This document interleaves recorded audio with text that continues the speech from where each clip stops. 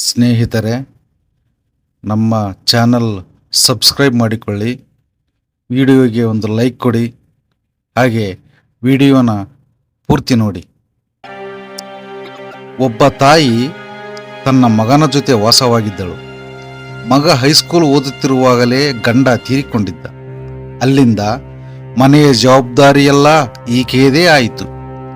ಕೂಲಿ ನಾಲಿ ಮಾಡಿ ಮಗನಿಗೆ ಒಳ್ಳೆಯ ಶಿಕ್ಷಣ ಕೊಡಿಸಿದಳು.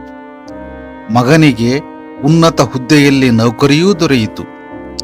ಒಂದು ದಿನ ಮಗ ಫೋನಿನಲ್ಲಿ ಯಾರ ಜೊತೆಗೋ ಇಂಗ್ಲಿಷ್ನಲ್ಲಿ ಮಾತಾಡ್ತಾ ಇರೋದನ್ನು ನೋಡಿ ತಾಯಿಗೆ ಬಹಳ ಸಂತೋಷವಾಯಿತು.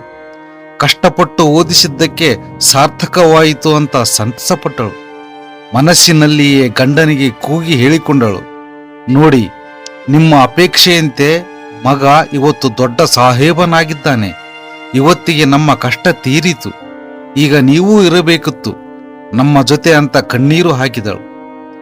ಮಗ ಇನ್ನು ಮುಂದೆ ನನ್ನನ್ನು ಚೆನ್ನಾಗಿ ನೋಡಿಕೊಳ್ಳುತ್ತಾನೆ ಅಂತ ಮಗನ ಬಗ್ಗೆ ಗಂಡನಿಗೆ ಹೇಳಿಕೊಂಡಳು. ಇಷ್ಟಾದರೂ ಮಗ ಇನ್ನೂ ಫೋನಿನಲ್ಲಿ ಮಾತಾಡ್ತಾನೇ ಇದ್ದ.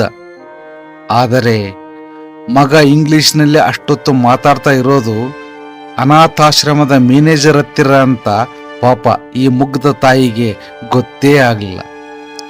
ತಾಯಿಯನ್ನು ಅನಾಥಾಶ್ರಮಕ್ಕೆ ಸೇರಿಸುವ ಬಗ್ಗೆ ಮಗ ಫೋನಲ್ಲಿ ವಿಚಾರಿಸುತ್ತಿದ್ದ. ಆ ಮುಗ್ಧ ತಾಯಿಯ ಕನಸನ್ನು ನುಚ್ಚು ನೂರು ಮಾಡಲು ಹೊರಟಿದ್ದ. ಇಂಥ ತಾಯಂದಿರು ಸಮಾಜದಲ್ಲಿ ಅದೆಷ್ಟು ಜನ ಇದ್ದಾರೇನೋ.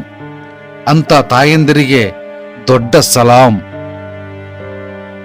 ಸ್ನೇಹಿತರೆ, ನಮ್ಮ ಚಾನಲ್ ಸಬ್ಸ್ಕ್ರೈಬ್ ಮಾಡಿಕೊಳ್ಳಿರಿ. ಇಂಥ ಮನೆ ಮಿಡಿಯುವ ಕಥೆಗಳನ್ನು ನಿಮಗಾಗಿ ನೀಡುತ್ತಾ ಇರುತ್ತೇನೆ. ನಮಸ್ಕಾರಗಳು.